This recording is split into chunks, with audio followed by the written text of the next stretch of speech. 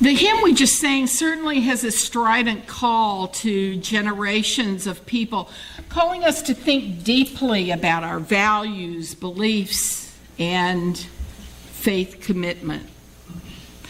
Truly, each of us souls must decide how we will choose to live our lives. With what intention will we examine the fear we feel and the anxieties that feed those fears? For only in grappling with fear as it comes into our psyches can we discover how to live meaningful and peaceful lives in the midst of chaos. And we do live in a chaotic world.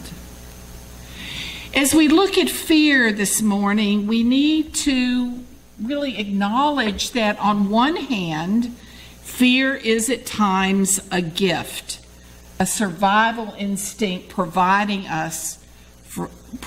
us from danger. On the other hand, and more often, fear can disable us, prevent us from living the meaningful life we want for ourselves. The 14th century poet Hafiz wrote, "Fear is the cheapest room in the house. I would like to see you living in better conditions." When we look at our fears, we realize they become a tangled mass of fear, anxiety, and worry. And many of us probably know how addicting fear, anxiety, and worry can be. In his book, The Gift of Fear, Survival Signals That Protect Us from Violence, by Gavin de Becker, he writes, "Worry is the fear we manufacture. It is not authentic. If you choose to worry about something, have at it, but do so knowing it's a choice. Most often, we worry because it provides some secondary reward. There are many variations. Worry is a way to avoid change. When we worry, we don't have to do anything about the matter. Worry is a way to avoid admitting powerlessness over something, since worry feels like we're doing something." And he goes on with more examples, and then he writes, in Emotional Intelligence, Daniel Goleman concludes that worrying is a sort of magical amulet, which some people feel wards off danger. They believe that worrying about something will stop it from happening. Today, worry, anxiety, fear are too often our state of being. I loved in the reading where they talk about the new zodiac being emails and memes and all these things that we surround our lives with. Each of us has probably had experiences when we worried, grew more anxious and fearful about events or things that never happened. Most often, our fears and anxieties do not mean survival. They simply cause our rational minds to shut down. When our minds overtake us with the recurring questions, what's going to happen? Will everything be okay? What can I do? We need to find practices that bring us out of those addictive patterns of thought. And you know, it often takes a huge amount of mental and spiritual focus to step away from our worry, anxiety, and fear, to know what is valid fear and what is a hamster wheel of conditioned thoughts. Every time we find ourselves falling into anxious and fearful thinking, we need to stop and push our minds to think of something positive. In this way, we can develop healthier patterns of thought. But you know, it takes time and practice. It takes time and practice for it to become a habit. It takes finding sources of news and information that offer positive news as well as the hard realities of the world. We all find our own ways of breaking thought patterns. I find myself on that, when I find myself on that hamster wheel of negative thinking, I have an invocation that I say. You can find your own affirmation, prayer, actions that help you move out of negative thinking. When we begin to focus on releasing anxiety and fear from our minds, then it's easier to choose rationally what we really need to worry about and what we can lay aside. This is very important because we know there are things, big things, that we need to be concerned about. But we can't let our fears overtake our psyches when there's so much good and beautiful in the world also. Otherwise, the upheaval in the world might ruin our emotional and spiritual well-being. We need to stay healthy in mind, body, and spirit for ourselves, for our family and friends, and also to fulfill the work that is our purpose in the world. If we want to live our values, we need to prepare ourselves for the long haul of living love, joy, hope, peace, justice in our world. We are living in times when every soul and nation must decide where we stand morally, ethically, and how we wish to live. Now, saying all of that does not mean that I don't sometimes forget, about 20 times a day, and find myself worried and anxious about the state of our world, our nation, our state. And I have to return to center, take a deep breath, and for me, I repeat the Sufi invocation. In those breaths, I remember who and whose I am. As I've said before, this is why the 5 times day of Muslims is a brilliant spiritual practice. It's returning multiple times a day to remember who and whose we are. Daily we return again and again to the center that grounds our lives. In the Christian scriptures, it says, pray without ceasing. In Buddhism, there is a mindfulness practice. We have to build up the psychic and spiritual muscle memory to put our fears and worries in perspective. These lessons are taught in so many ways. Even in the children's book I shared with all of us, I can understand that little bird standing on the edge of the nest, paralyzed with fear. You might remember moments in your life when fear overtook you.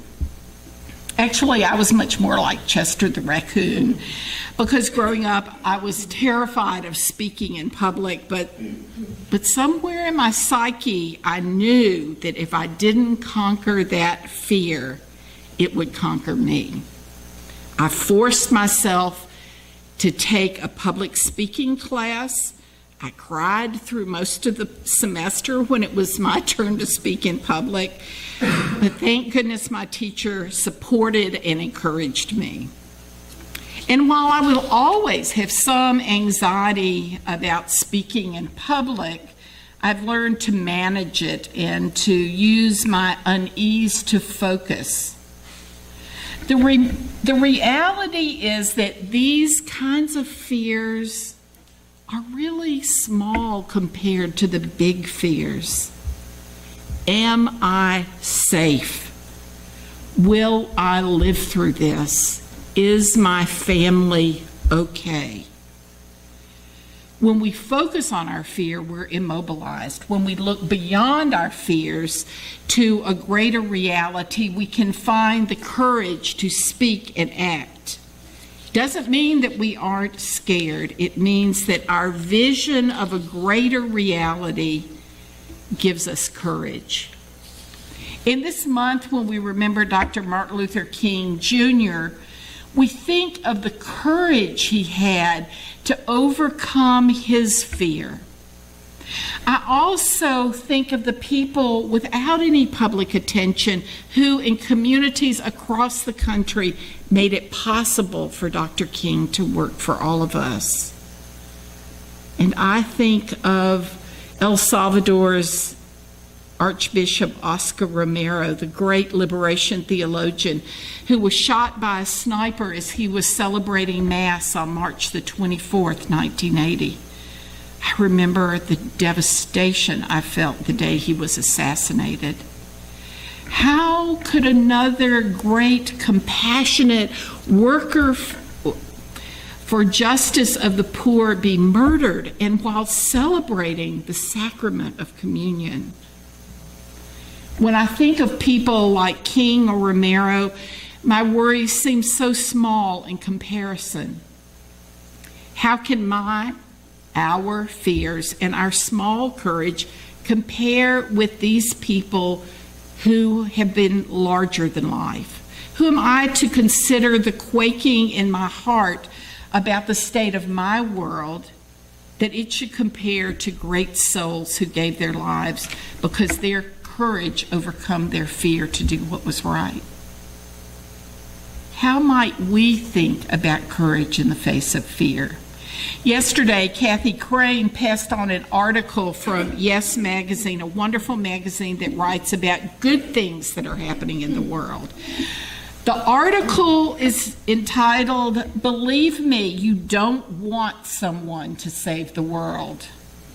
The subtext is, the change we need comes from the daily actions of many, many people.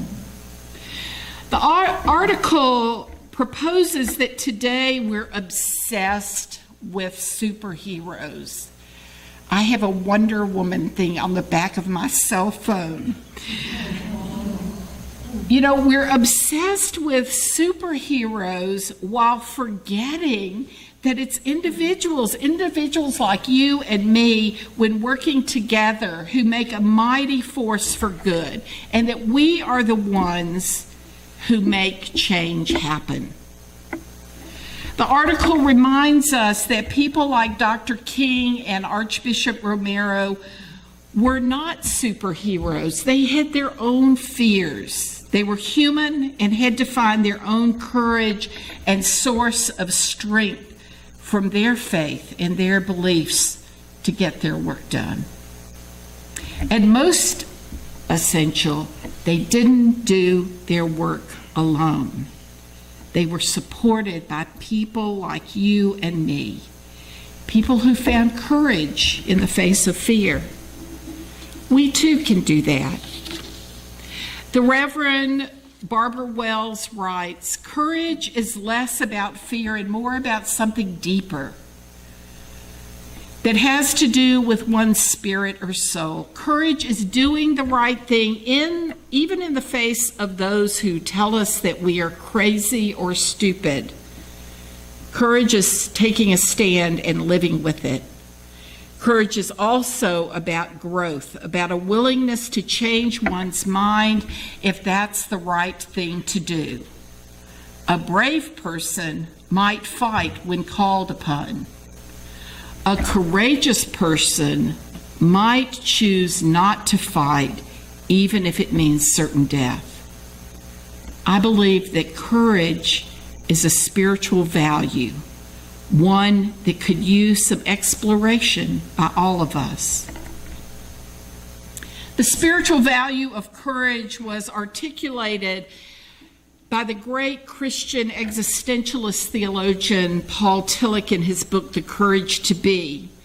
Tillich spoke of our universal human search for meaning in the midst of our anxiety and fear. For him, the courage to be is the ability to move towards wholeness in spite of life's threats to our non-being, that is, anxiety, meaninglessness, death, fear. Tillich wrote that courage is usually described as the power of the mind to overcome fear. Courage is able to meet every object of fear because it's an object which makes participation possible. As long as fear has an object, it can be conquered by love. Our acts of courage in the face of fear are important. The work we do to build a more just and loving world takes courage.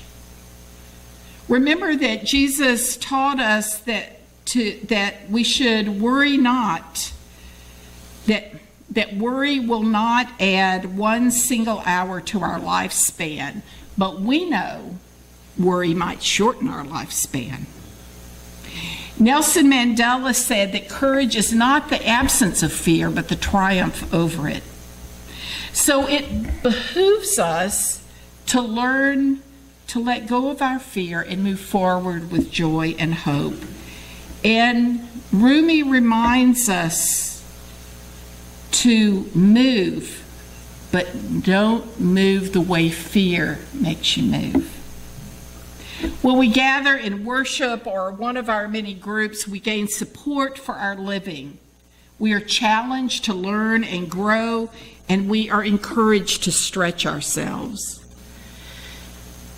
Susie Spangenberg wrote, "If we don't stretch ourselves, we become disconnected from our humanity. Spirit is about breaking open our hearts and minds and embracing all that life holds. Not just the safe and sacred, but also the dangerous and sacred." Scott, in the welcome, talked about meetings that are going on and conversations. And really in the past weeks, we have been discussing whether or not to put up a Black Lives Matter banner. Each of us has our own feelings and opinions about what we need to do, and I honor the range of opinion. And, whether we articulate it or not, there will be some fear and discomfort associated with whatever we decide. There is the fear of vandalism or violence. There's the fear that if we put up the banner, we won't do the deeper work to make a difference in the community to address the racism that puts Black and brown lives at risk. There is the fear that we will do nothing and not fulfill the social justice call of Unitarian Universalism. There's some truth in all of these fears. We don't know. But we can't shape the living out of our ethics by our fears. This is a decision that can and will stretch us personally and as a congregation. My hope is that we will be able to articulate our fears so that we can, as a congregation, speak to those fears and then have the courage to do what our faith calls us to do. Our closing hymn is one that I grew up with. However we name the God of our hearts, the words of this hymn remind us of the importance to speak a prophetic voice. God of Grace and God of Glory was written in 1930 during the Depression by Harry Emerson Fosdick, and it was written for the dedication of the great Riverside Church in New York City, which continues to be a voice for social justice. Fosdick was a champion of the social gospel movement, a movement that recognized the plight of the poor, especially in the urban Northeast during the Industrial Revolution. In reading about the hymn, what really astounded me is that there are ministers still writing sermons. Okay, this was written in 1930. There are ministers still writing sermons about how unchristian Fosdick was because of his liberal theological beliefs. So protest against change dies hard. Under Fosdick's leadership, Riverside Church was an interdenominational, interracial community without a creed, and astonishingly for Baptists, required no specific mode of baptism. At the center of Fosdick's ministry was urban social ministry. These words speak to us today as we seek wisdom and courage to deal with our fears about our future and our need for courage to live out our congregation's mission in the world. Let us